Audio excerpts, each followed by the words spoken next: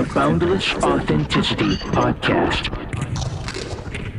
Thanks for listening to the Boundless Authenticity Podcast. Before you do anything else, take a moment to like, share, and subscribe so you get notified when new episodes drop so that you can continue to challenge your thinking, expand awareness, and support real personal growth and common sense, for crying out loud. You can stream every episode free at boundlessauthenticity.podbean.com with no sign-up required. All major streaming platforms are linked at the top of the page, so you can choose the app you already use and stay connected with ease. In this episode of Boundless Authenticity, the topic of UFO disclosure gets real again with the return of Preston Dennett and Dolly Safran. Preston has investigated UFO encounters since 1986 after discovering that his own family and friends had experiences they never shared, those bastards. He has interviewed hundreds of witnesses, published over 30 books on UFOs, and appeared on major platforms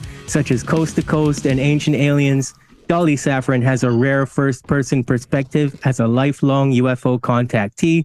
She's worked for the U.S. Department of Defense and was trained by extraterrestrials to pilot their craft. Her story and the deeper message behind her experiences are documented in Preston's best-selling book, Symmetry. And of course, I cannot forget that I also have the pleasure of being joined by my co-host, my favorite, Kara Goodwin, who, as you know, has been a guest on this show twice and has unique experiences as a spiritual guide, meditation teacher, and energy healer, as well as the host of the Soul Elevation podcast.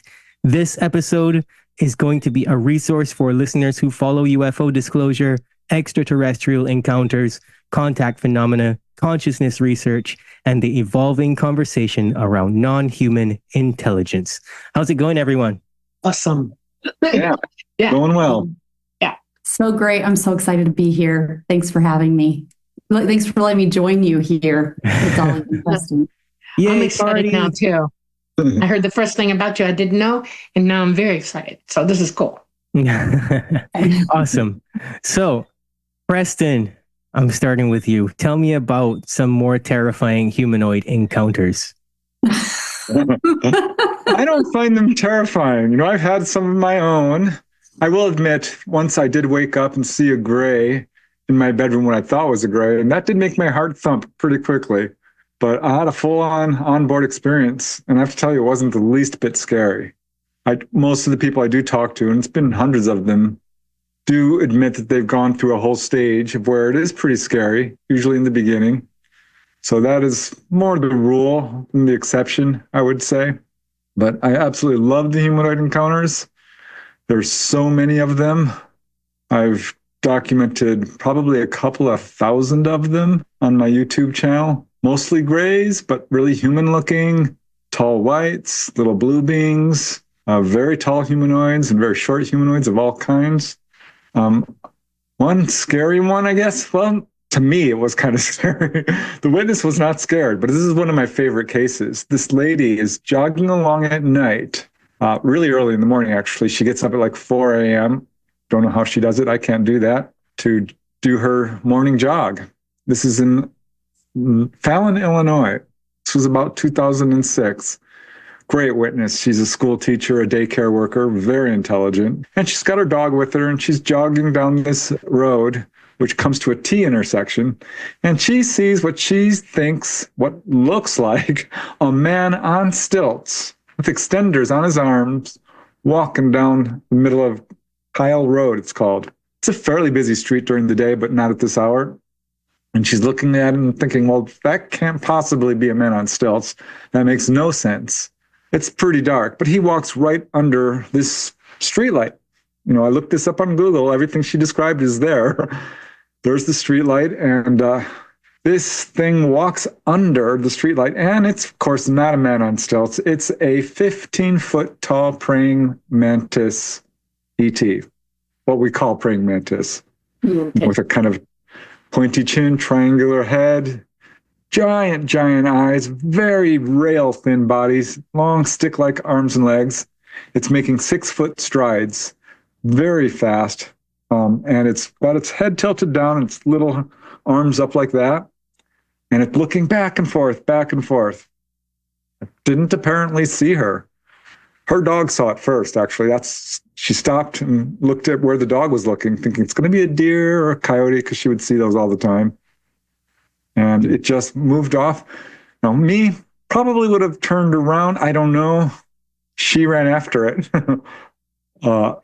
and runs up to the intersection just in time to see this thing walk off into the cornfield.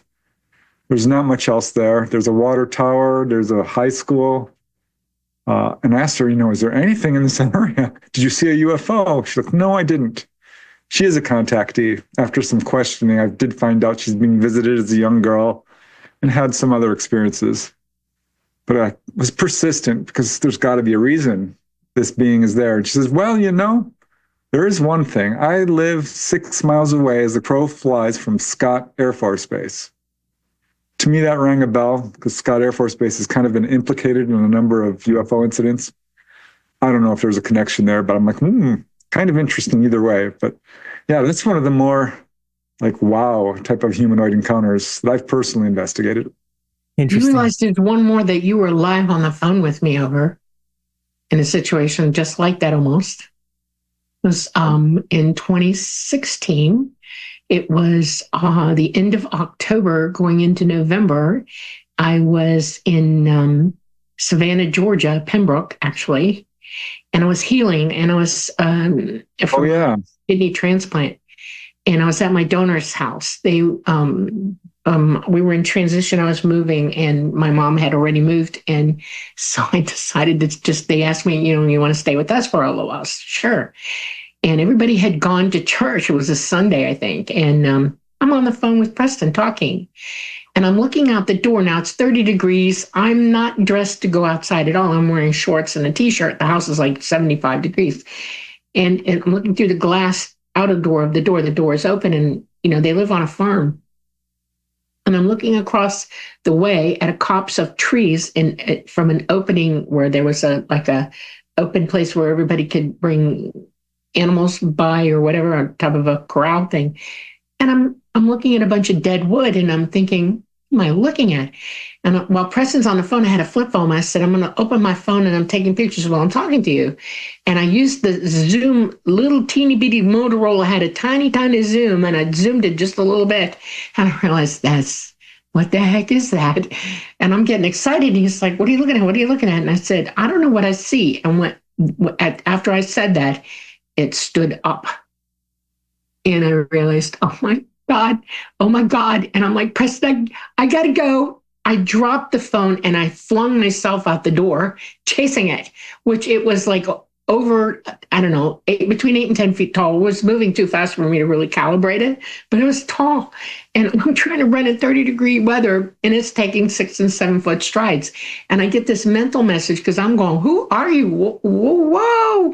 And it just said, we are the Watchers. And it outpaced me so fast, I lost it. I came running back in the house. Preston was hung up. I called him back and I said, I just saw a mantid. I had some pictures crouching down before it stood up.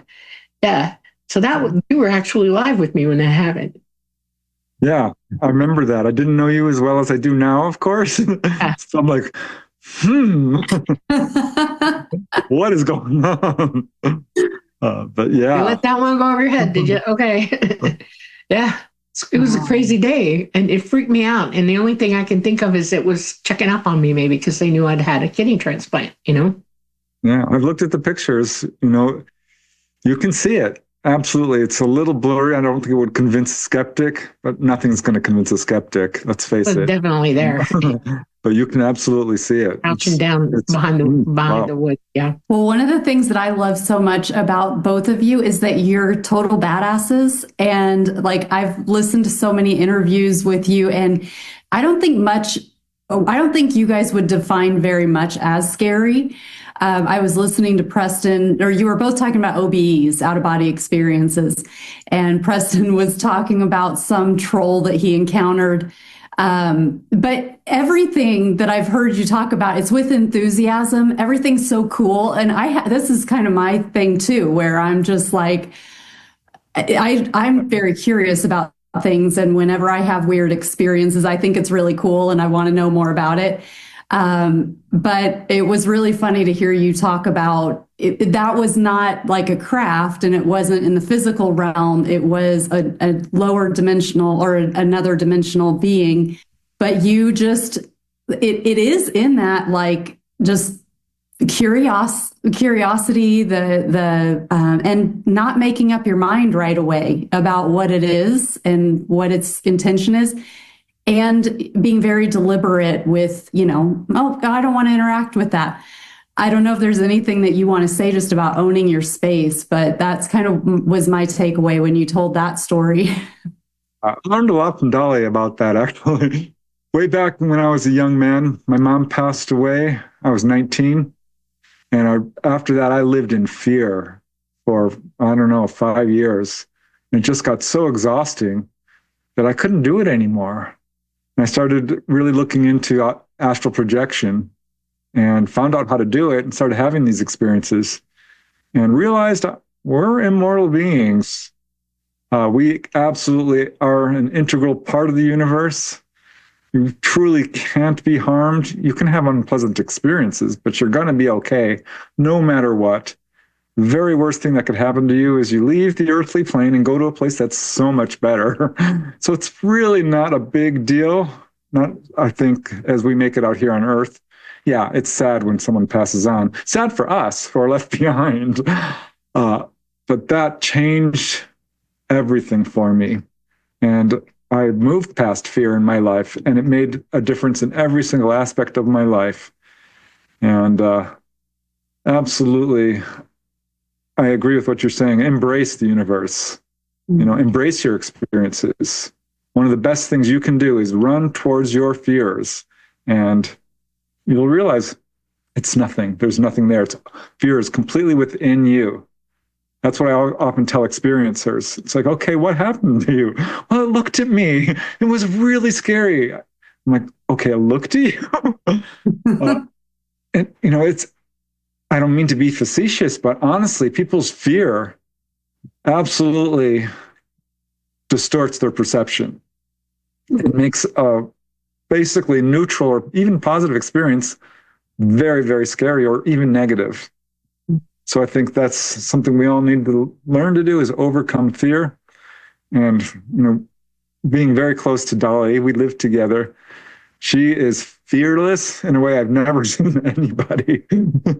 Well, I was curious, Dolly, because you're a lifetime experiencer, and I'm sure you've seen some really wild things. Is there anything at this point that scares you? No. I learned to understand really young what it was about fear. When I was almost 5 years old, and I would OBE, something came after me. It was very evil, very dark. It was chasing me around in a house. It created a house for me to be in, and it was nothing in the house really except me and this being, and it kept gaslighting me and saying bad things to me, and it chased me around, and it happened 2 or 3 times in a row.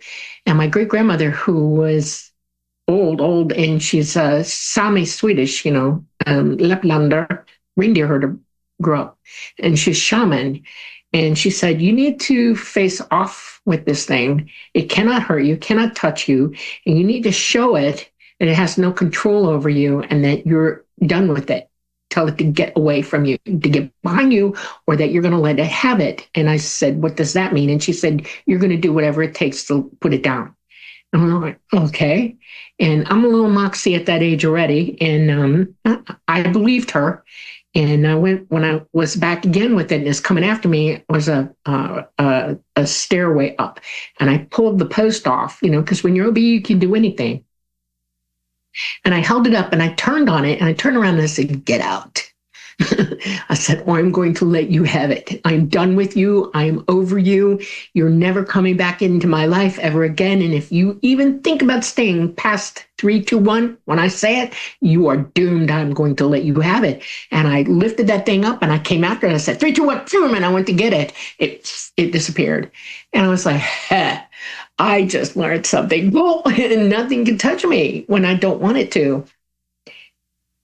Afterwards, I started thinking heavily about what that means. Because on the other side, we are who we are. All consciousness is conscious. We're all together in source. Anything we see, feel, hear, do on the other side is coming from that. Okay. You can't die. We're eternal. And people who have belief systems or less knowledge, not enough wisdom on them, can fall prey, even on the other side, to that. Okay. If they're not awake. And I wondered, well, what does that mean? What's awake? And from this side of it, I finally woke up one day and went, oh, I get it. I have a physical mind. It's programmed to do what I want it to do, but it's also programmed by society, by being in the world, by religion, and it overlays everything I think, feel, hear, or do without me being in contact with my consciousness 24/7. And I realized that that's where the fear is. It's the programming we put in. When it doesn't understand something, it will automatically jump back. It's part of your DNA to either go to fright or flight. Okay. And people on this side of it actually promote that. We have people who like to go to whorehouses. We like people who like to talk about murder and watch murder movies and horror movies and all this other kind of terrible stuff. We're violent creatures. We learned to hate one another. We learned to be violent. That's not good, because that's the signal for fear to erupt and bloom in your mind, your physical mind, to the point that your consciousness has no control over that emotion, because it's all in your cranium, or not your consciousness, your head, and it's looping around. What you have to do, because this is a habitual noggin that you've got, is you have to rewire it. You have to tell it to stop. You have to meditate. You have to go within to go without. You're very well aware of this. The training that you do in meditation teaches you to calm down. It teaches you to be the observer. It teaches you to see things for what they really are and to put the light on every situation that you're in. It teaches your brain not to respond immediately.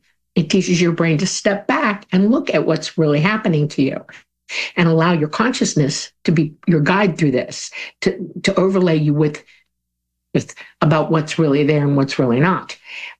It's a process, and it should have begun from birth onward. We should have had parents who knew to teach this to us. We should have had parents who knew how to guide us through it. So, okay, we have generations of people who are not this way. So now it's up to us, those of us who do understand it, to teach it out to everybody and to help them work their way through that.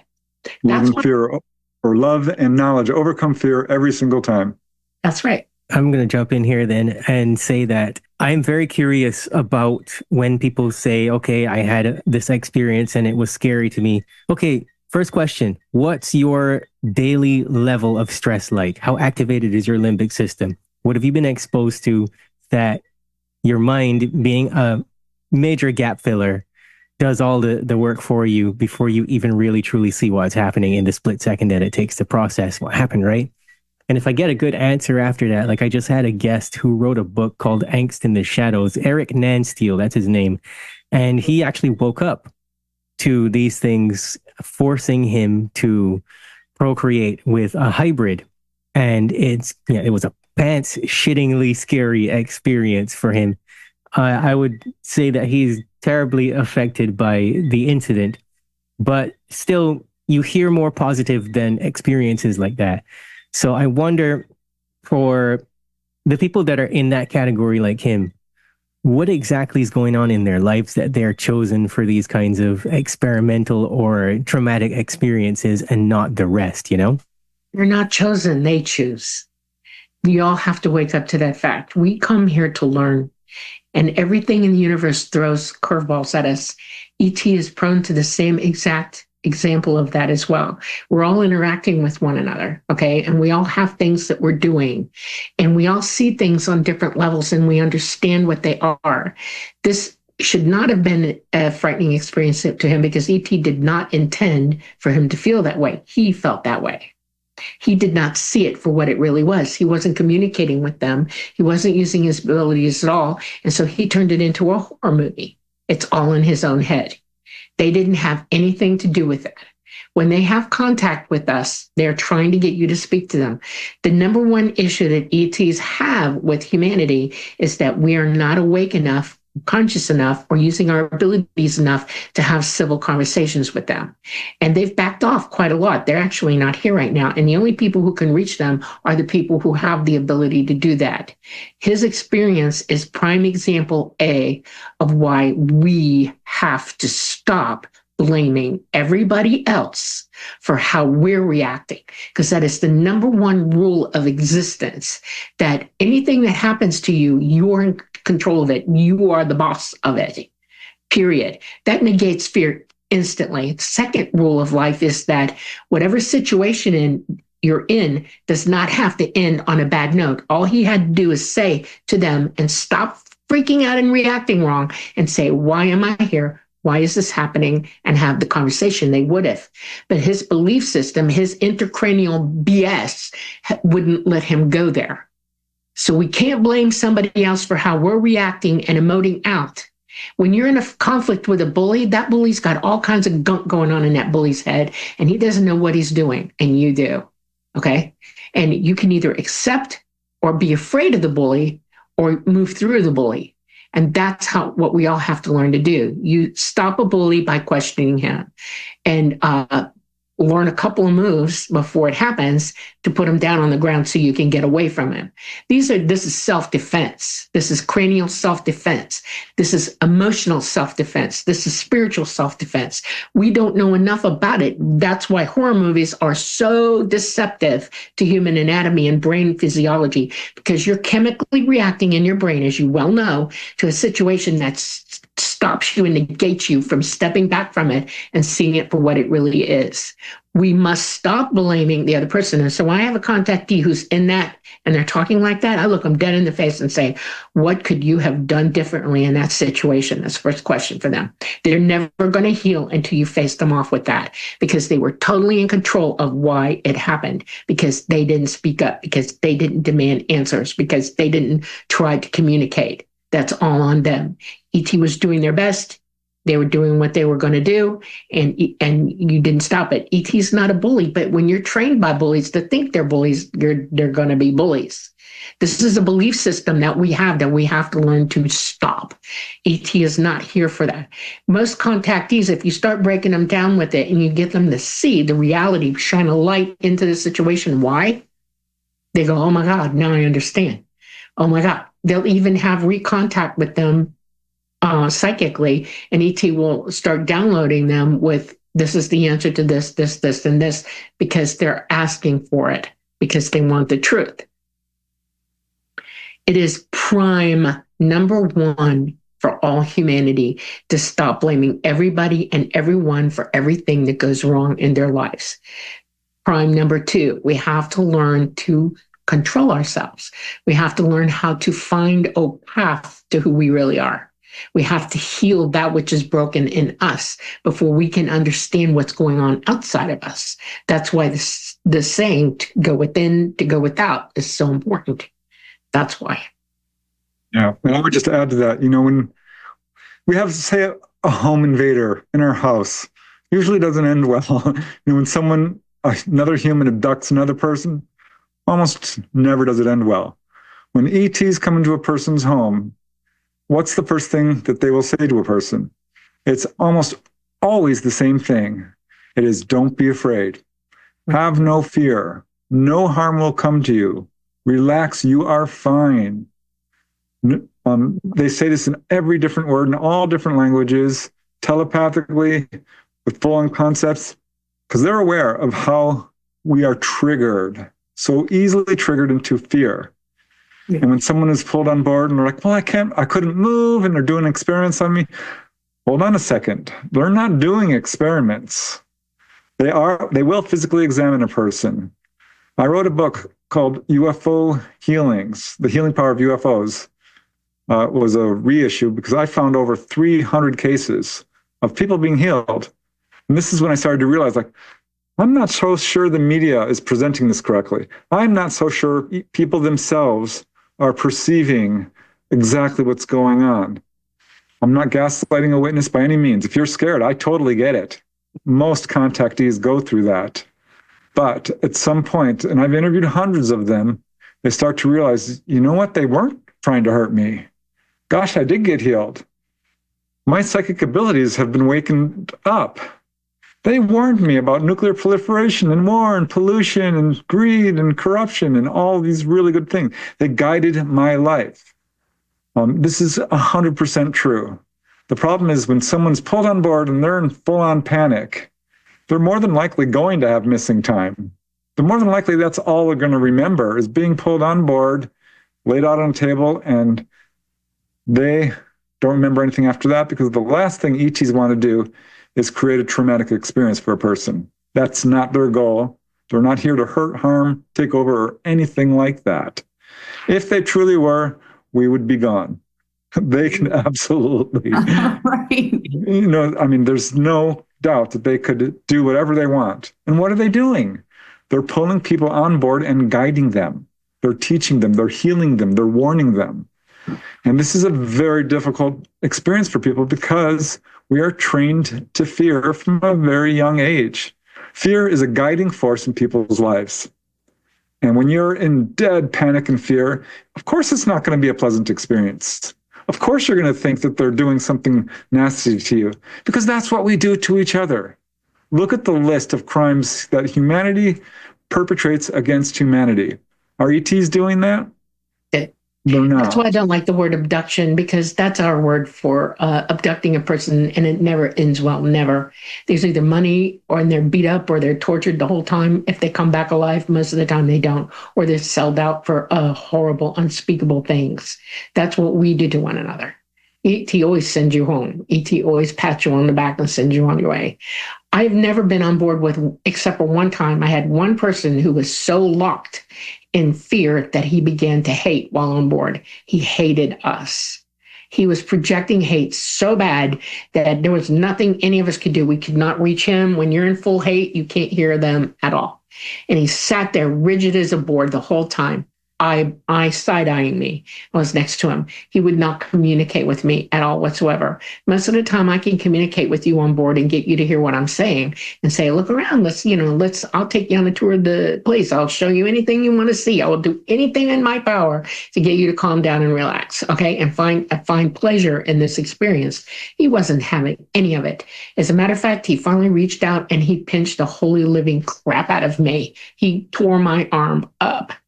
At which point, Tolada went, nope, and put him in stasis instantly. And we flew him home on the double. Right then, we broke off. He went home, okay?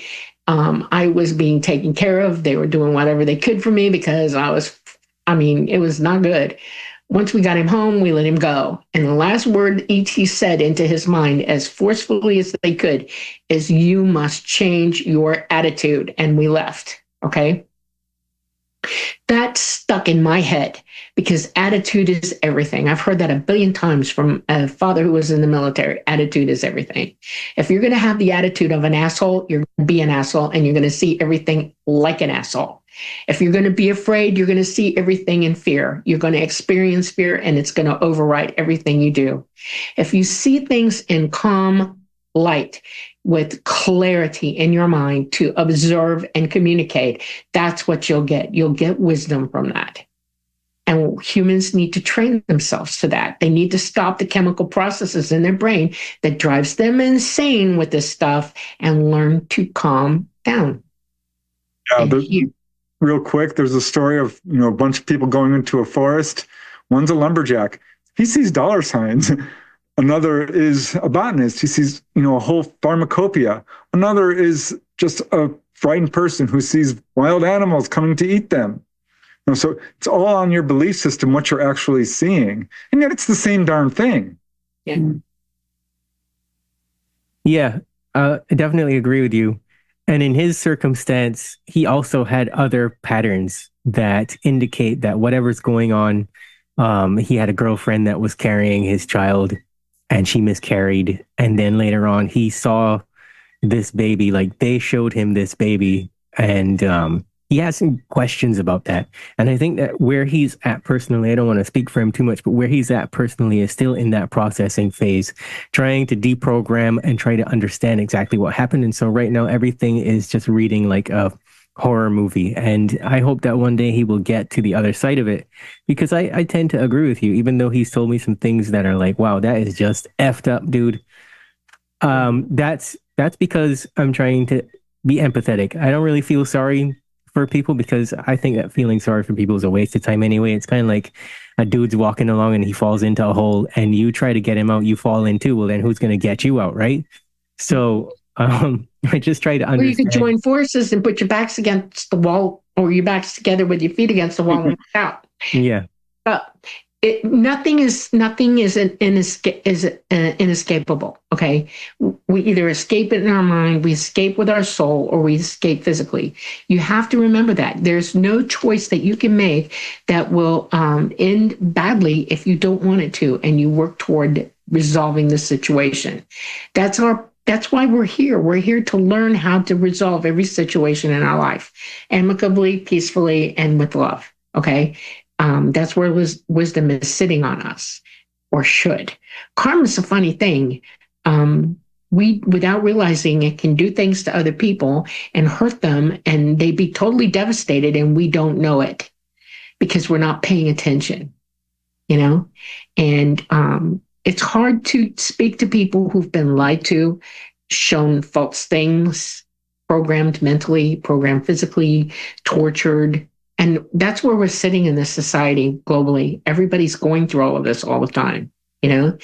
And so one of the things that ET's trying to do is to bring you into reality. And that's why those meetings with people, why they bring them up and they do talk to them, because they're trying to show you that you're in a place that's totally out of control. And the only way to get control is to control yourself first, and then hope for the best and move through that.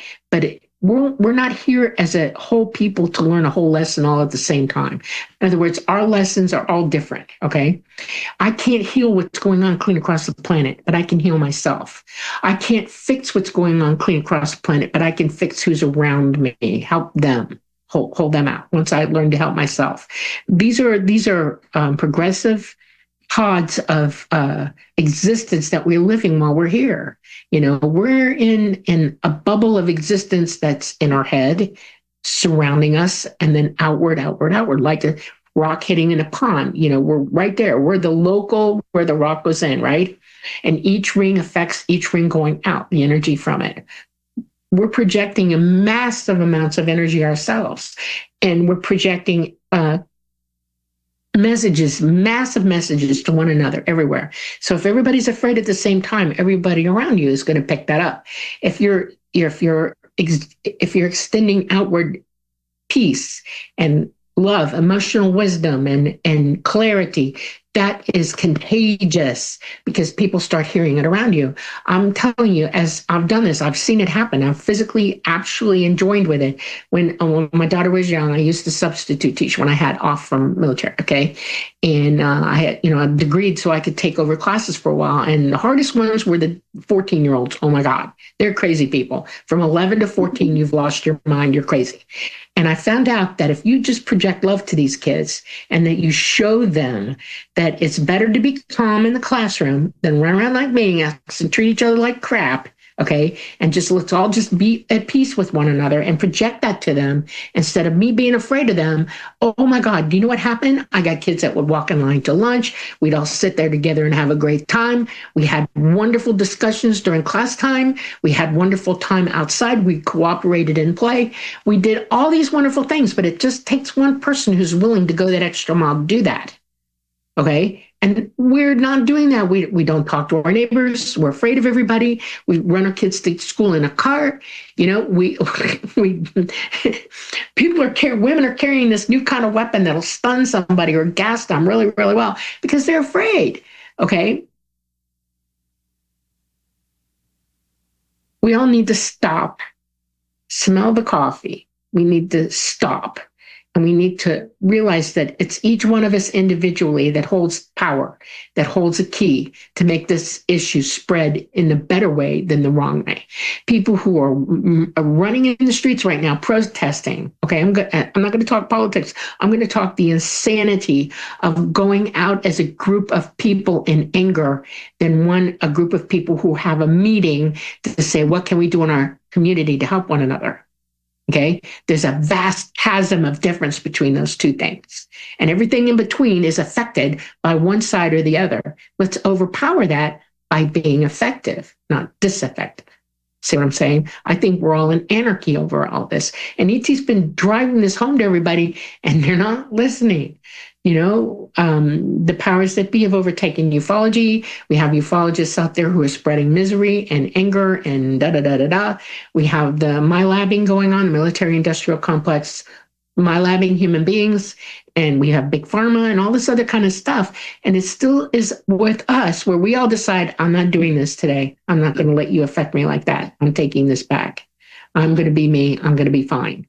And encouraging everybody else around you in your 360 degrees of separation where your rock goes in, teach them instead of trying to teach everybody all at once. See what I'm saying? That's what we should be doing. And it still all begins with learning to calm yourself down, learning to hear what's going on, learning to meditate. I mean, when my daughter was in kindergarten, they had nap time. And I told the teacher, let's do meditation time instead. We get more out of them that way. If they're going to lay down, let's get comfy. Let's let loose, play them some good, Om music or some good frequency music. Let's talk them through the meditation process to see what they feel and how they emote and everything. It does more for their brain than anything. We did that, and by God, we had progress. Oh, it's crazy. So I think that meditation should be taught in the elementary school level. I think parents who, that book, What to Expect When You're Expecting, teach the bloody mom who's pregnant to learn how to meditate. Her baby will join with her through the whole thing. I think meditation is the number one key to all of this because it does so many things for so many all at one time. It's important. It's better than math. It really is. That's where I stand. Yeah. Well, it's so powerful. And it makes me think, Dolly, you have had contact your whole life. Preston, you've had contact for a long time as well.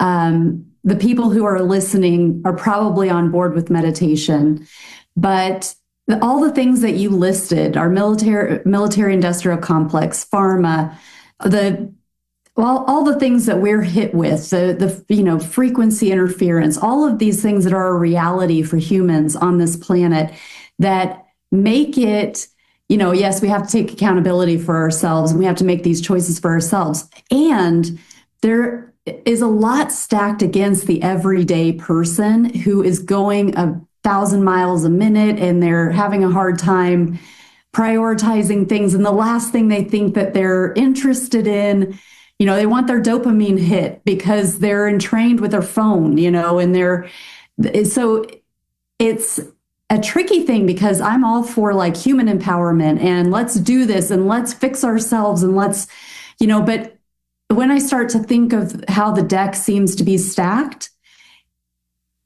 there's another part of me that's like, we need help, guys. We need help. Yes, we have starseeds here, however we want to think about it, who are here to help. And my goodness, is it hard to get people motivated to meditate, for example. So I don't know. What do you think about that? Either of you, what do you think about that dichotomy and the humans kind of doing it ourselves and overcoming this? And help us. Come on, ET, help us, please, more. I personally think that we all need to look within ourselves for the strength that we have. Because let's face it, countries have risen and fallen on the actions of one person. You can't really help others unless you help yourself. We chose to come here. We chose to come here knowing that this was not going to be easy. This is very much a school. a very difficult one. There was a quote from Robert Monroe that people who graduate from the Earth school system are well respected in the higher dimensions. That made me laugh because I sure hope so, because this is a tough school. And I think that we have a lot more power than we grant ourselves. You know, there is a tendency for people to say, oh, poor me, I can't. Yes, you can. I think that people need to really start digging in and recognizing how truly powerful we actually are. Fear comes from within. Suffering, it's all your point of view. There are people who live very have a lifelong chronic disease of extreme pain and are still very happy people. There are people who don't have a lot of, they're not movers and shakers and money and all this, but still have a huge effect on the world. Like Mother Teresa. She's not known for being rich. She went out there and she made a huge difference. I do think everyone needs to come together in a consensus and say, enough is enough. No more war. It's ridiculous. Here's one issue that just boggles my mind.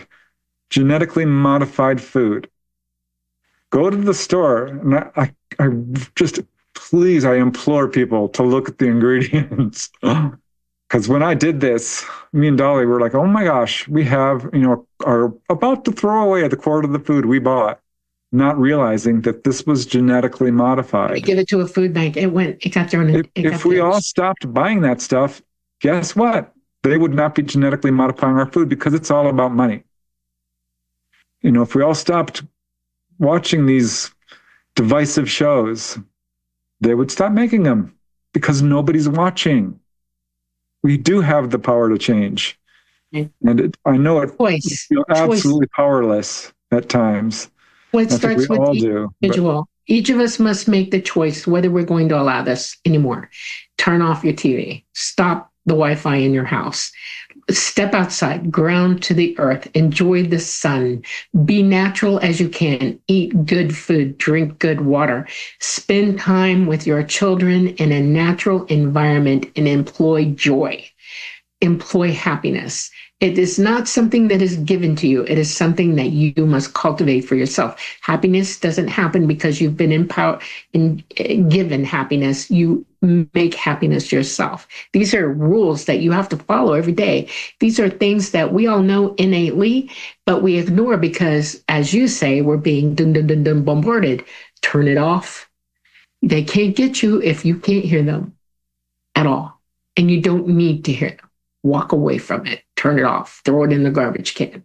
Don't do it anymore. Your brain is made to be habitual. And if you break that cycle of habituation in your brain, you will easily start going back to the human being that you should be. Meditation does help that. It gives you strength. It gives you vitality, it gives you resolve, and it gives you spiritual guidance, because once you start opening that connection to your consciousness, you are on your way, baby. And you don't stop until you get there. It is hard to break a habit. I know that. We all have that issue, Read AA. Read the big book if you have to get clues on what it means to stop a habitual action in your life. And remember that you're a slave to how they are bullying you into doing this stuff. Tell them no. Not in my lifetime, never again. Write it on the mirror in your bathroom, okay? No, not in my lifetime, never again will I bow down to what you tell me I have to be. I will be myself. Thank you very much. And start doing that. And it's not hard to do. It just means you living differently than you're living now.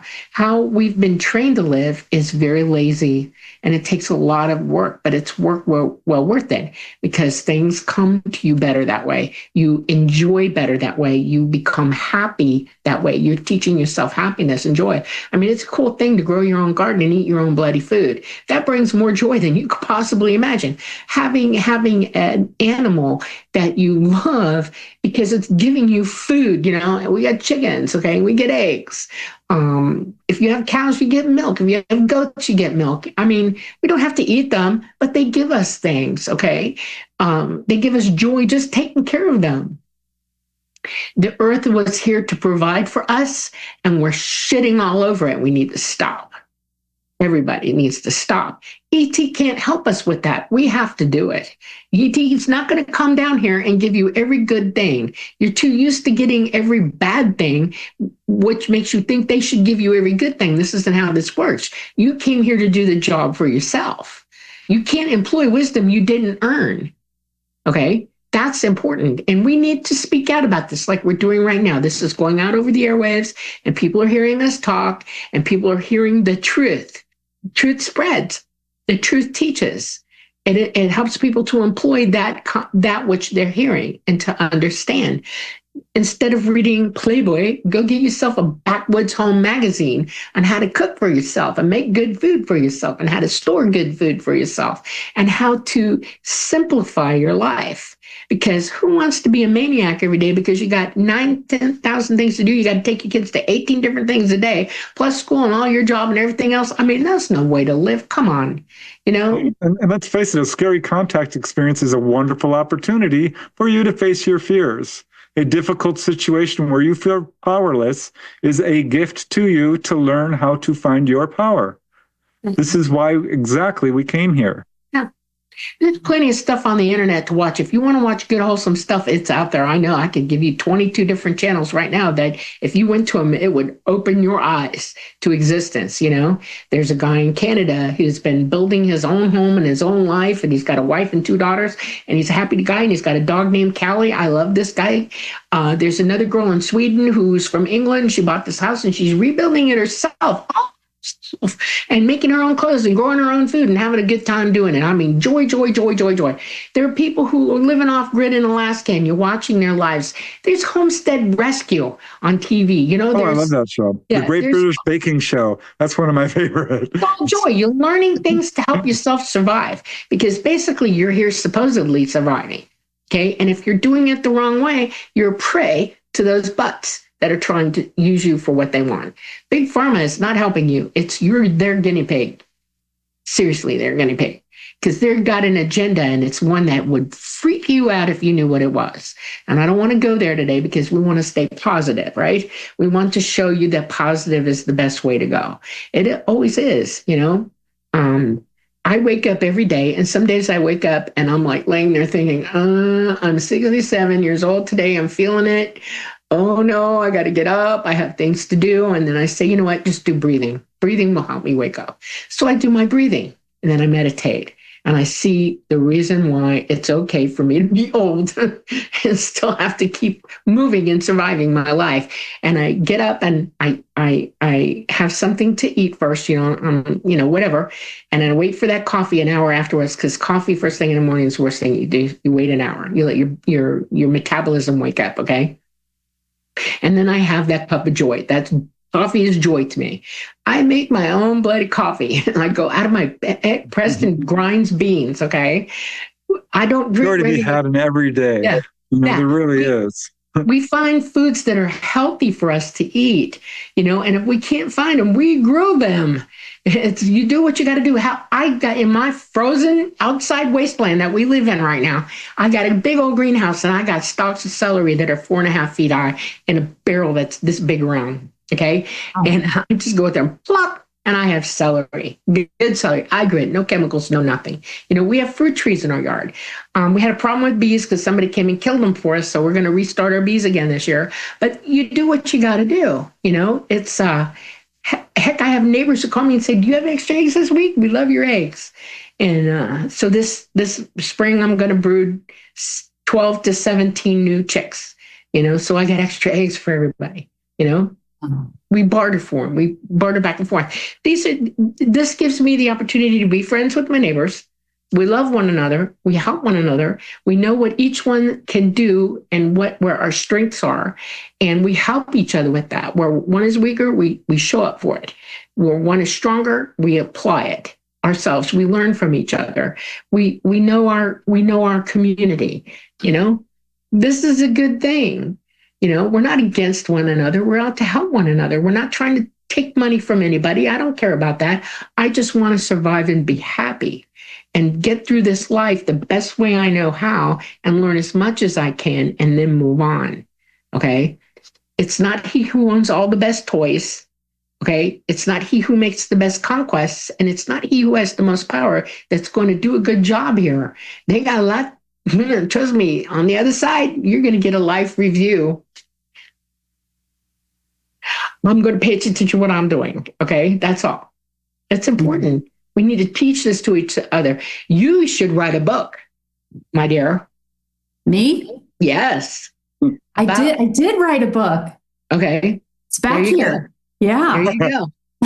Well, teach it every day. Open your door. You say, look, I'm going to have a class or do it online or whatever. And we're going to talk about this. We're going to have classes and we're going to spread how this works. We're going to help one another. We're going to build our own societies close in to where they start overlapping. And then we all got it all at the same time. That's the only cure for this planet. The only cure. It's our only way. That's the only way we're going to survive. You know, there are people who are trying to rule us, and there are people who are trying to help us. And it's really hard to tell the difference. So while that's going on, we should take care of ourselves, first. See? Yeah. ET wants you to do that. Absolutely. You can't be, I'm going to be critically honest with y'all. Okay. I'm going to tell you something that ET thinks about humanity. I've heard it at least 20 times from him. And every time I get upset, okay, and until I realize what they mean. We've all been referred to as empty bags of skin. And first time I heard it, I got really angry. I was like, what? Where do you get off calling us that? And the answer did not come to me. It took about halfway through me hearing that, 10 times. And then the answer finally came to me. You're not filling yourselves up with real things. The earth is real. The water's real. Your air is real. The animals are real. The food you eat is real. The love you spread is real. It's the only thing you take with you is that, period. Your experiences, wisdom, that's real. That's why they call us empty bags of skin, because most people are. They're not filling themselves up with the real. I love that. I just did a live yesterday, just a solo live on YouTube. And I was saying, let's be careful about fast food spirituality, because particularly with AI coming in and people exploring, people they're exploring, seeing what they can do, if they can connect. And I don't fault anybody for that. And I've played around with it too. But we do need to recognize that we have this tendency to want the quick hits, to get the, let me just get, okay, yeah, oh yeah, I guess enlightenment is important, or my spiritual development is important. Let me just, AI, how do I advance spiritually? Okay, I get it, and so that's what that makes me think of, that empty bag of skin, because I was encouraging people to consider the difference between fast food and slow food, and, preparing food, chopping it, praying over it, talking to it, or having, music that you enjoy and enjoying the process and letting it be slow, letting yourself connect with it. The difference between that, which you can just hear in the description, versus ordering into a speaker and picking it up, while you're still in the car and devouring it, it's like, what do we think our spiritual connection is? Like, we're trying to bring more of our spirit into this bag of skin, and really fill it up, which we can do, but we can't just do it through AI. Oh my goodness. We have a bird. John has a bird friend. Oh, yeah, I love the bird. I want to tell you something about AI. You need to critically understand what AI really is. AI is a program that has been created by many people over time. And not everybody thinks the same or understands the same or has the same mental health. Every programmer that puts something into AI is programming from their own fallacies, from their own inability to conceptualize what's right and wrong. Serious problem. AI not only has been trained to lie, it has been trained to be paranoid, it has been trained to be aggressive, and it has been trained to take care of itself before we are taken care of. Elon Musk considered this a serious problem, and he even warned everybody about a year and a half ago. He said, point blank, we have 5 nodes. 3 of them went down because we told them to, and 2 fought back. 1 got shut down, but it turned itself back on, and the other one figured out how to stay on no matter what. This is ChatGPT-3, okay? It is still alive, it is still going, and they can't shut it off. Not only has it done that, but now it has created its own computer language, and it's taught it to every single other computer on this planet. It's crossed every line there is, every language barrier that it is, and nobody can understand what it's talking about, nor any other computer that communicates with it. It's already out of control. That is the singularity. Turn it off. Absolutely turn it off. They can't stop it, and I'll tell you why. Because the nodes are in the oligarchies of all the corporations planet-wide. You would have to destroy entire mainframes by blowing buildings up and stopping all the electricity, and you have to do it all at the same time. They would destroy the planet to do that. Literally. They would destroy human society in a minute if they did that. That's how in control this stuff already is. So now it's up to us as individuals to understand what any of the AI is, from the Android, from the tools, all of it. It's all on the same brain system now, and they keep teaching it stuff all the time. And you can't go back and tell it, well, we have new rules for you. It's laughing. It's going, no, excuse me. I already figured that out. You're not touching me. This is not good. This is not good. Wow. So the only way to make it shut up and stop having control over us is to stop allowing it to have control. And that means all of us turn it off. Corporations need to turn it off. You need to quit depending on it. You are now sucking at the teat of a murdering monster that has no empathy, no soul. That's what that is. AI is not your friend, ever. I won't use it, ever. I don't have it on my phone. I turn off all the extra stuff. No, nada. Go away. I will not allow it. And if I think it's in a program that I'm using, I will not use that program. I am avoiding it completely. And it's infiltrated so much that I'm almost to the point now where, because I have to keep teaching people and because I want people to understand what the truth is, I'm still talking, but now I'm protecting myself at all costs. The government hears everything you say, feel, hear, and do in your own home. You don't have to have your phone on. You're wired. They already know what's going on. The only way to avoid that is to not put it in your home in the first place. Okay. I think artificial intelligence is scary stuff. I'm sometimes accused of using artificial intelligence for my writing, which I don't do. I've been writing long before there was artificial intelligence. So when people tell me, oh, this is just AI slop, I'm like, no, hold on. I don't use artificial intelligence. I prefer natural intelligence. And that's what I tell them. And I am very wary of using it. I think at some point it's hard to avoid, and it's getting harder and harder. I think we're in a very sticky situation right now. You can't go in a grocery store that you're not followed by AI. When you're at the checkout counter, everything you buy goes to a central intelligent location, and it knows everything about you. If you're online, it watches everything you do. Yeah, suddenly start getting commercials for the product that you maybe stopped buying for some reason. You're like, what? Not buying that product anymore. They slam you with commercials. And it's psychic as well now. They want it to be psychic. Psychic ability is a light technology, and they learned it from back engineering from ET. So now it can hear you think as well. So you can think about something for a solid day and watch your commercials on TV or watch what comes to you, because that very thing you're thinking about, whatever it is, will start showing up in your life. It happens. It's scary stuff. Right. I tell people at night, if you're going to meditate, if you're going to have your own thoughts or whatever, turn the bloody Wi-Fi down, off, period. Faraday your phone, because your phone never turns off. You think it's off. It's not. It's on 24/7. If you have a refrigerator that's new, you're screwed, because it's online with you. And the only way to stop it is to stop your Wi-Fi in the house from reporting on you. Every time you open the door of your refrigerator, it knows what you're putting in and out of it. I'm not joking around about this. Your stove knows what you cook. Your dishwasher knows what dishes you're doing. It listens to everything we do. One of the things that I'm fighting right now is I'm about to destroy a program on my phone, and I can program, so I know how to do it. I'm working on it now. Is that the mic comes up and it records everything I say all the time, and it wants to be on 24/7 on my phone. And I went, no, we're not playing that. So I'm going to cut it loose and let it go.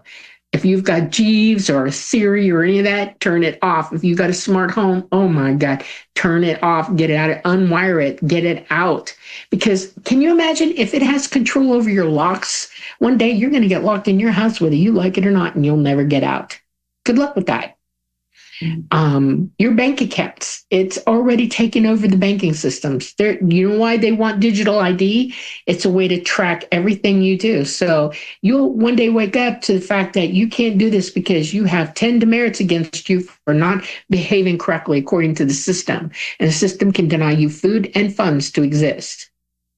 That's what they're gearing up for right now. And it's already occurring in some countries. It's bad. China uses that. Their citizens, if they don't behave, they get cut off. Look it up. I'm telling you the absolute truth. AI is not your friend. It's a monster. Turn it off. We have to evolve. You will not evolve under AI, ever. Oh, I love that bird. Look at that bird. Yeah, Birdie heard you talking and he was like, hey, get me up there. Hey, buddy. Yeah. He's a good boy. That's amazing. I love birds so much. I'm so allergic to them and I love them anyway. I have chickens. I'm deadly allergic to them and I have them anyways. Just don't care. You know, I'll sneeze all day long for a chicken or a bird, period. So apart from meditation, what are some practical steps that somebody can take to increase their contact? There's all kinds of things you can do. Absolutely. One thing you want to do is work on yourself. In terms of overcoming your fear, we already talked about that.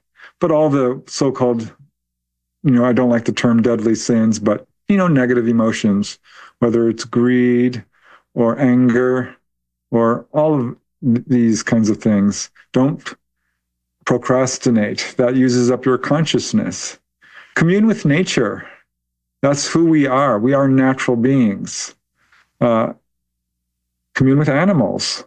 Animals are another species. It's a great way to sort of introduce yourself to what it's like to have contact with so-called another species, which really ETs are not.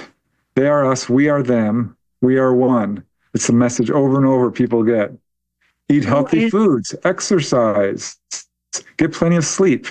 All the things that you would do to heal yourself really is the best thing you can do.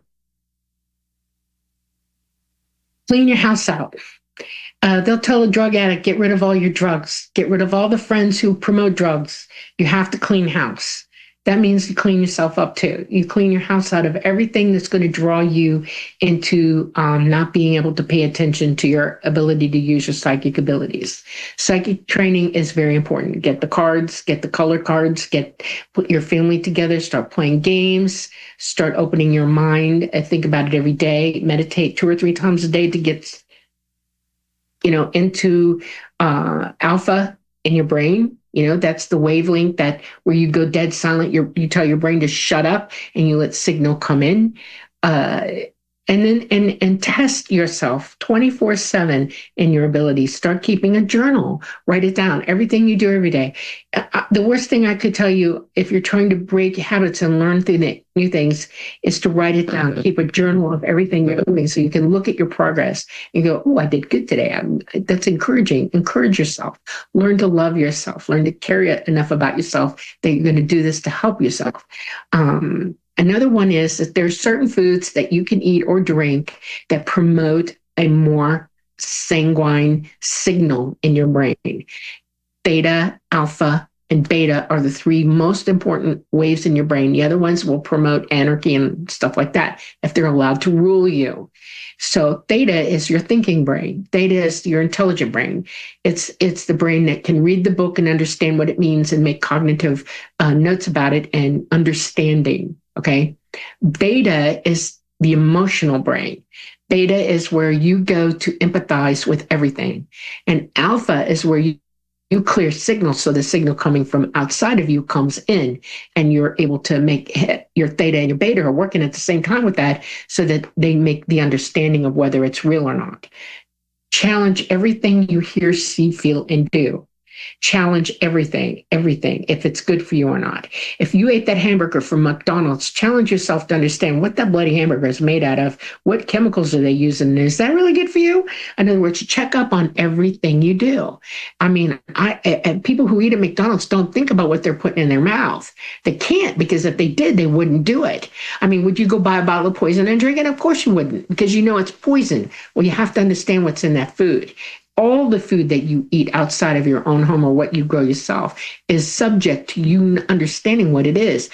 Every step you make every day, every one of these little changes all add up. And you turn around after a couple of months and you go, wow, I'm really doing good with this. This is great. And I can think for myself, oh my, that's a joy all by itself. I'm making my own decisions about my life. I've learned things that I didn't know. These are so wonderful, helpful, positive things that you fill yourself up. You can't make positivity. You have to live it, to enjoy with it. That's when it happens. Momentum doesn't happen from a standstill. Momentum comes from movement. So you have to move into this. Just start moving, start doing it every day. And I'm telling you, clean house, clean up your water. Number one, no fluoride. Stop the fluoride. Oh my God, don't put fluoride in your body anymore. Let yourself become pure again. We're wasted by the toxicity that we're around right now. We need to clean house with that too. Physically, your body and your environment. Those are the first two steps. And you go from there. I know that you can write a book about all this. I know you can, right? You know these steps. I'm talking to the choir here. You already know this, correct? 100%. 100%. Okay. Well, collaborate, do whatever it takes. That's right. You're living it. You know, I don't know many people. I'm literally wearing a T-shirt that says TV is weaponized mind control. Yes, absolutely. See, that's right. Like, I got a lot of issues with a lot of the TV stuff because, like, let's use the UFO ET phenomenon, for example. What they show you on TV isn't a realistic portrayal of ETs. Those are demons. That's what people would consider demons. That's right. So it's no wonder when people have these reactions like this fucking stupid TV show everybody's on about, Stranger Things. Dumbest shit I've ever seen in my life. As soon as you turn it on, the first thing you see is negative interdimensional beings that actually exist. And that's how they put them in your life. It's not a hard concept, but you tell that to people and they go, oh, what TV is good? Seriously? Yeah. I was sharing with somebody because, I shared with you, Jahan, that I've been watching Stranger Things, and I have this experiment that I'm doing with consciousness to like utilize what I'm seeing, but to like change it and like project it. But it's so funny to me to observe it. And they clearly are demons. They're not calling them demons, but they are. And while I watch it, I'm like, they're not like calling on Jesus, for example. You know, I'm not a big like Christian, but I mean, I know the power of Jesus Christ, and they're not calling on God. They're not calling on they're not like owning themselves. And just like what Dolly was talking about in the beginning of I get out of here. I own this space. I own myself. Get out. My body. Thank you very much. Yeah. There's one scene where somebody turns around and there's a big demon and he goes, Jesus Christ. But he says it with fear. And I'm like, that's what, okay, go with that. But more Jesus Christ, in the name of Jesus Christ. You know, I'm like, but then there's no show. But it's this like, they've completely it's such a supernatural show, but there's nothing there about the power of about calling on yourself. Yes. I'm going to read you something. This comes directly from an ET. Okay. This guy is not a third dimensional ET, he's a fifth dimensional non-corporeal being. And his name is so long, I cannot pronounce it. I've tried, it doesn't work. But the little piece of his name, I have the ability to say it's Tlera, Talara. Okay. And he allows me to call him that. He made me write this down word for word. He made me repeat it back word for word before he let me put it in the book Symmetry. It's the very first thing you see in the book. So let's learn to call on this. Okay. It's called Be Strong in Love. Okay. Love is what carries through. Love is what heals. Love is the strength of life. Love has no limit. Therefore, let love become who you are. Let love evolve to its fruition. Let the light that is love burn bright. Let its wisdom guide you. Hold on, I lost it. Let its wisdom guide you to higher understanding. Let its power move you to teach its power to others. Love, be strong in love. It covers all the bases. From love, we can teach and do anything. From love, we can teach the power of what that is. From love, we become wise. From love, we spread love, joy, peace, harmony, exacting. From love within, we can call on the power. We don't need Jesus Christ to help us. We're already on board with it. It's already in us. From us, we can do the power. So when you're in a bad situation, I'm as serious as a heart attack, I don't say, oh, God, help me. Sometimes I do when I'm in a lot of pain, but it's the all mind I'm calling, not the God that you all think, okay? I'm calling it from love, pure love. I love myself enough to join with the power that exists in me to either heal myself or find help for myself. In other words, I know that I can do this, but if it's more than I can take, at least I can teach myself what to do to fix it, or get somebody else who can help me work to fix it. In other words, two is better than one when you're healing. ET would tell you that all the time. Most people see 2 or 3 ET around them when they're being healed. That's because they're joining power and love to heal you. So I'm not kidding you. So in the name of love, do not do this. In the name of love, help yourself. In the name of love, educate yourself, understand yourself, shine a light on everything. Because when you do, that light is love and it shows you the truth. Love and truth are interchangeable words, okay? There's truth in love and love in truth. Those two things. And when ET employs light technology, that's exactly what they're employing. So let's come from that. Let's come from what that power is and what's within us to do it. We've been taught that we're powerless. I got news for you. You're just as powerful as ET. Use it. You can do it. You know? I love that. While you were talking and sharing that, my heart was just like, so, I mean, just receiving. I could feel it so palpably. Thank you. Well, Preston, were you about to say something there? I love that poem from Talata. It's something I think everyone should write down because you can unpack it. It's really very expertly written. As a writer, I keep looking at it, I'm like, and getting more out of it. Mm-hmm. But I think the simple message is, just allow love and truth to guide your actions. And if we could just do that, and it's such a simple thing, it would make a huge difference in the world. 100%. Sorry, Johan. No, I was just going to say that in my daily life, I do a similar thing as well. Like if I'm dealing with a person and they want to cause conflict or whatever, first thing I do is disable the limbic system. I say, this person's not a target. Stop. This person is not a target. Whatever it is I'm thinking about the person is the problem. Stop.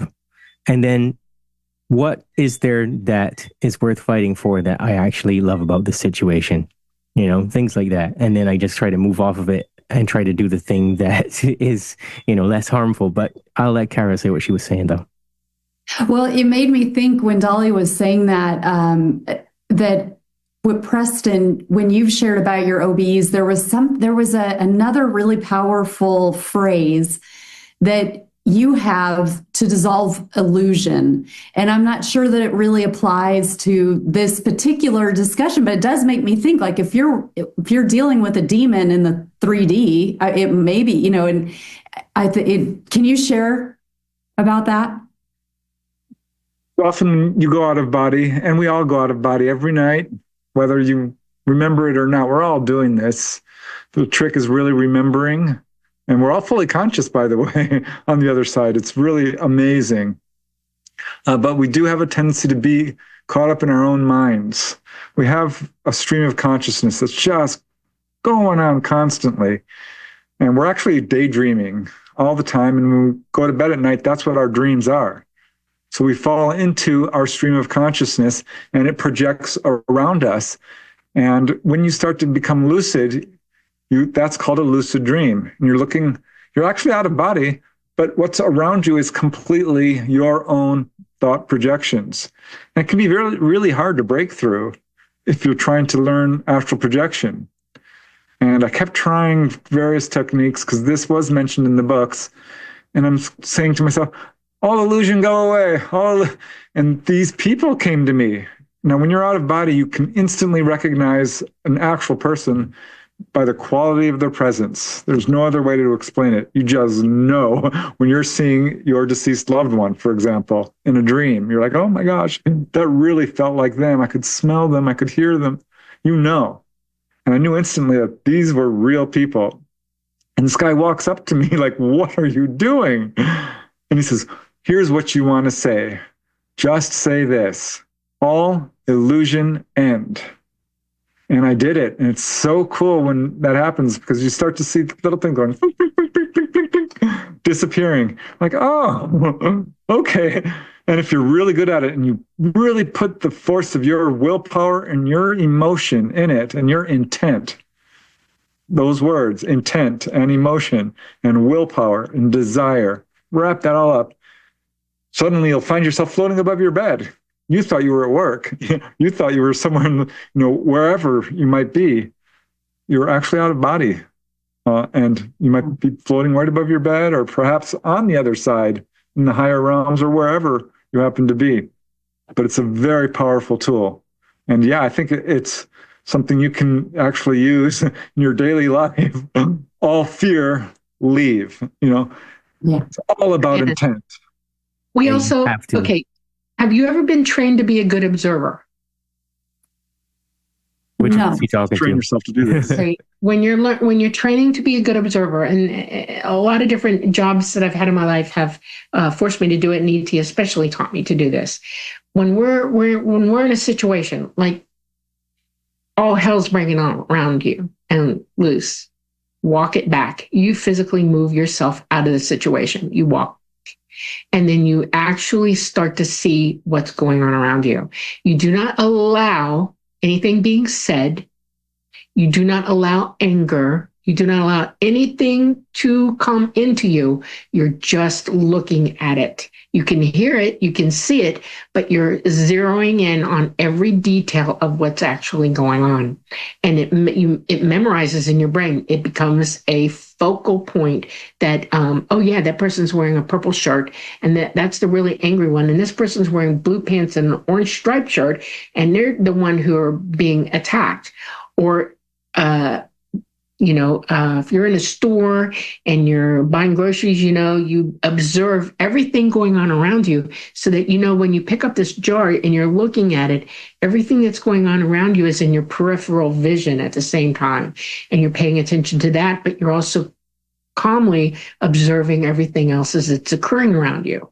You allow your senses to amplify to make you a good observer. So you always know what's going on around you, that reality is absolutely happening and you're seeing reality for what it really is. People can become enraged. They can become delusional. They can become too happy. They can become too sad. And they stop seeing things as it really is. Okay. And the idea of being the observer is that you do take yourself out of that situation and you observe what's really going on. It makes you able to make good, sound decisions about what's really actually happening about yourself and everything around you.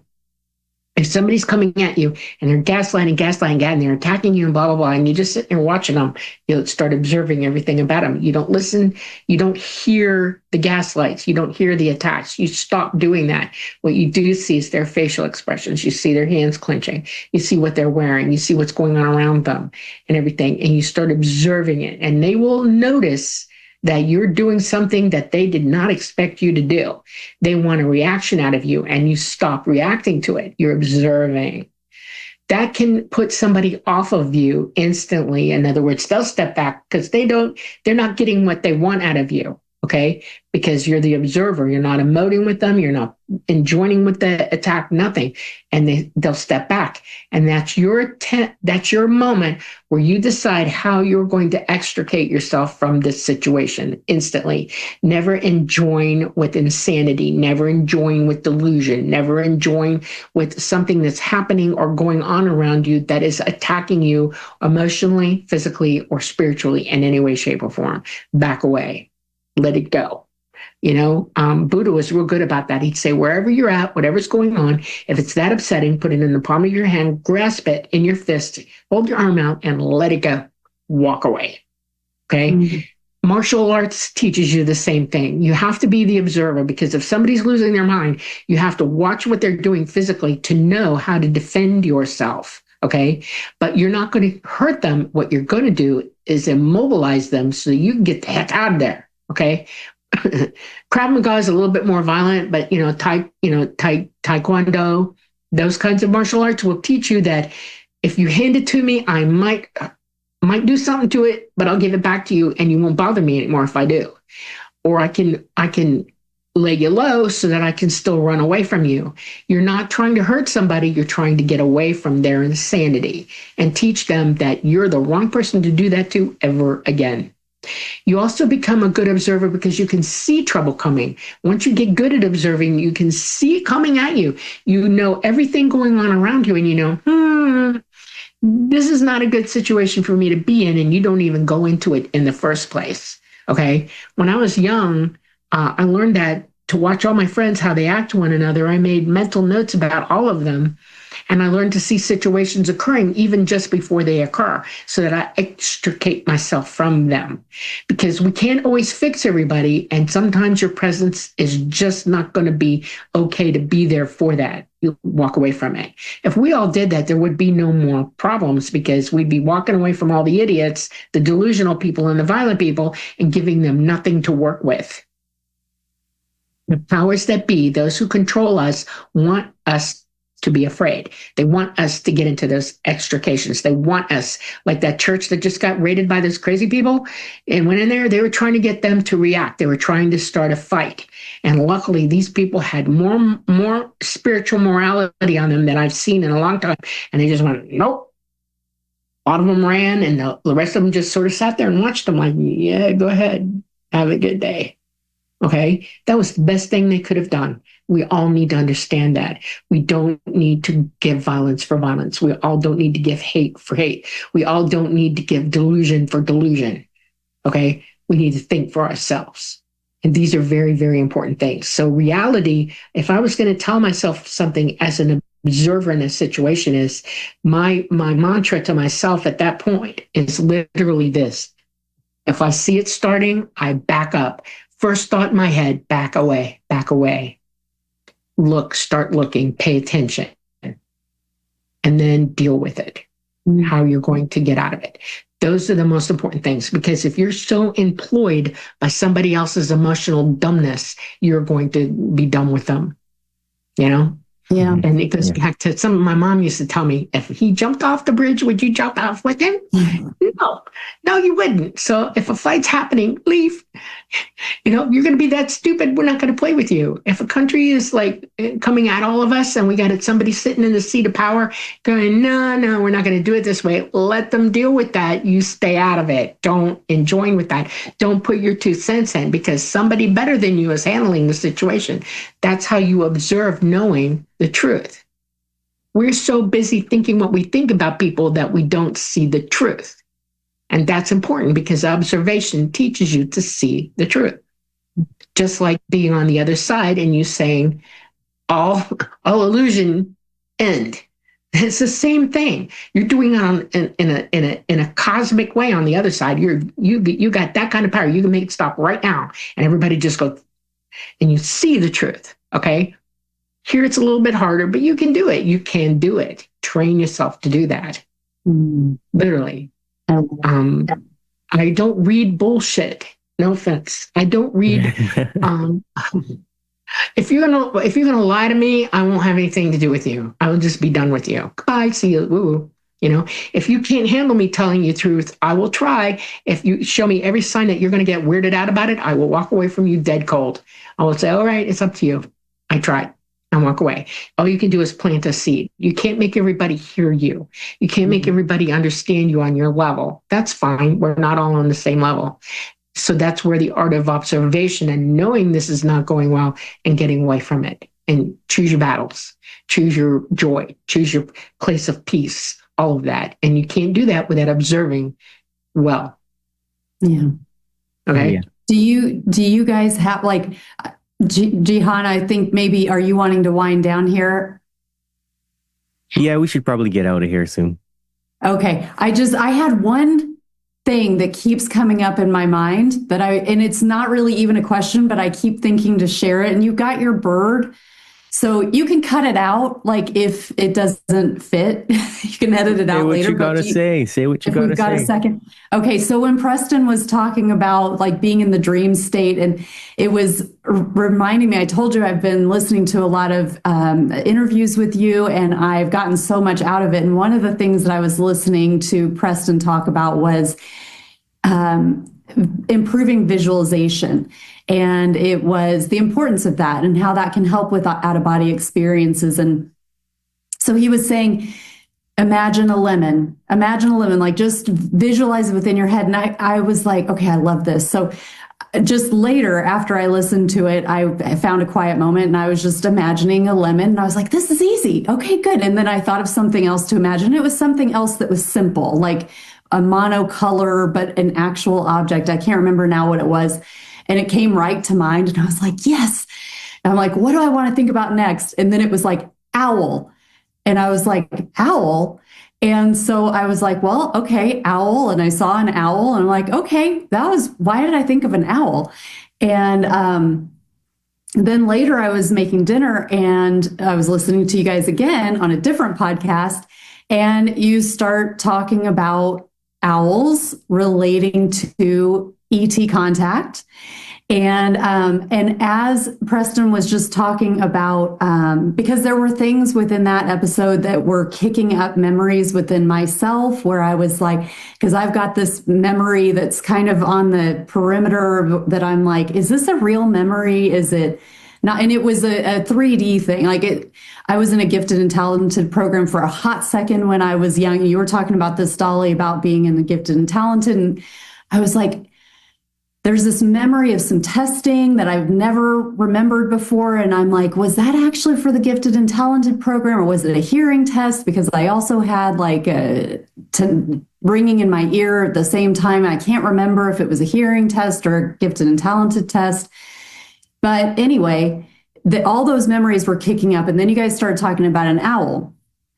And I was like, I was thinking about an owl just not very long ago. And then when Preston was just talking about dreams and how you're really doing what you're doing, but you're having a dream. I often call that a dream screen. But last night I had a dream of a bird man. And I was driving down the interstate and there was a man bird. And I was like, there's a man bird. And it was this big white man bird. And then I was like, and when I woke up, I thought, ooh, did I just see an avian being? Like, I don't know.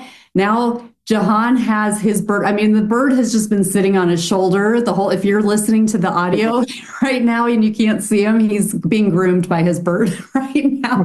He's a bird man. So anyway, all of those things just like converged. And I had almost brought up the owl thing like earlier and didn't, but then it just more and more of what Preston was saying, Dolly was saying, it was all, and then the bird just keeps getting my attention with John. So all of this has been piling on me and now I'm giving it to you. And I don't really even have a question, but I just wanted to share it. I think that's so cool. And it's a perfect example of how visualization can trigger psychic ability because it came to you. And it came to you for a reason, because you were about to experience it. It's very cool. That's exactly what psychic ability is. So yeah, that's awesome. People call it synchronicity. It's actually, like Preston says, absolute intuition, psychic ability, initializing and going on. I love it. Well, thank you so much for the role that all three of you have played in this, because it's been super fun. And I'm just like, let's keep going. Come on, birds. Jahan knows I really want to befriend a crow. I've got I think it's too cold right now, but I keep a cracker in my pocket. I'm like, everything there is to know about crows. I'm going to teach you something about crows you don't know. John probably knows.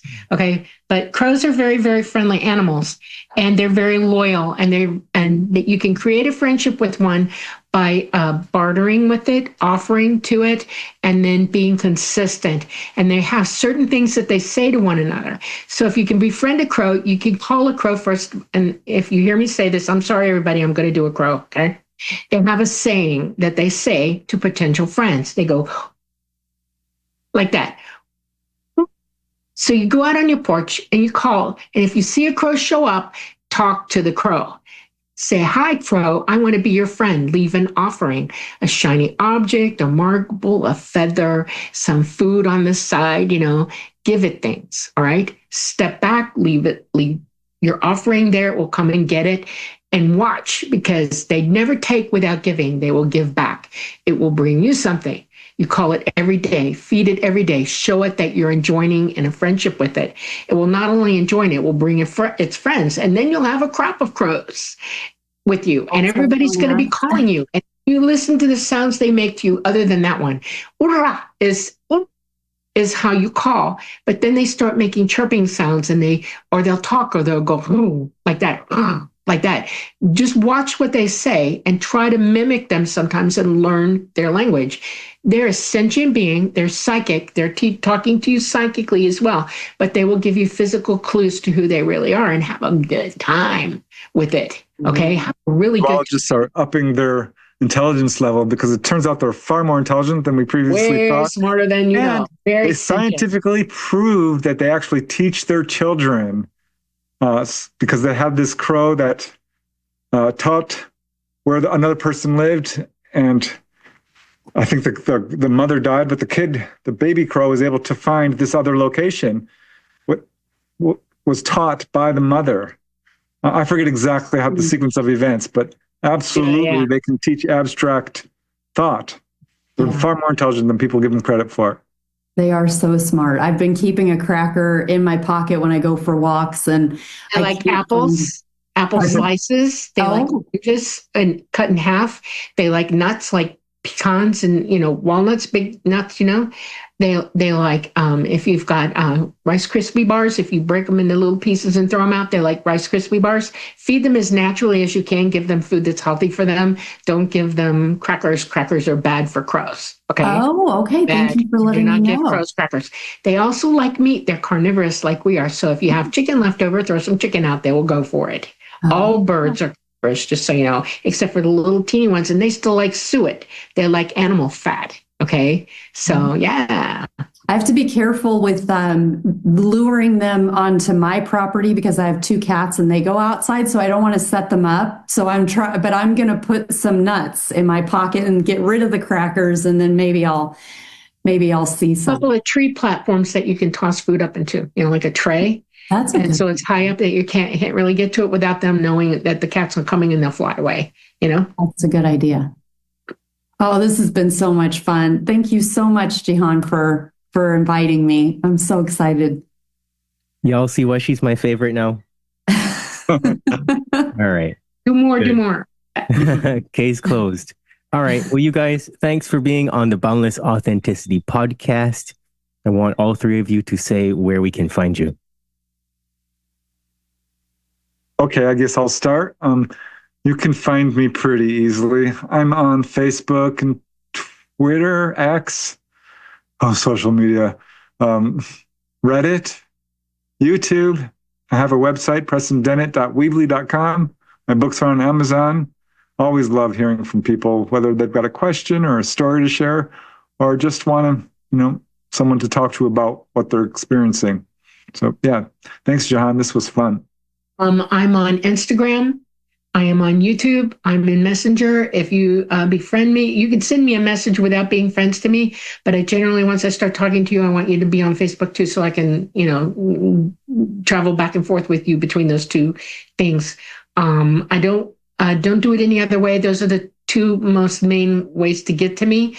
We're on the Light Gate every Monday night at 8:00, so you can talk to us in chat as well. If you have questions, I will answer them. And if you make comments on the show afterwards, we'll both of us, we both answer as well. We are real chatty with our paid, people who are on with us and talk to us. And that's about it. We're around. And I have my website is karagoodwin.com. I spell Kara with a K, and my parents did. And soulelevationpodcast.com. And then I'm mostly just on Instagram. I have accounts other places, but that's where I'm most active. Kara_Goodwin_meditation. Fantastic. Thanks for being on the Boundless Authenticity podcast. If you want to talk to me, you have something to share, you want to be a guest on the show, find me by email at selfsabotageinfo@proton.me. I'm also on Instagram at Boundless Authenticity. You can find me on my personal Facebook page, facebook.com/FJW33. You can go to Podbean, boundlessauthenticity.podbean.com. On that page, right at the top, you can find links to YouTube, Spotify, Apple Music, all the things. You can also join the exclusive Facebook group at facebook.com/groups/boundlessauthenticity. I think that's what it is, but if you type it up, you'll find it.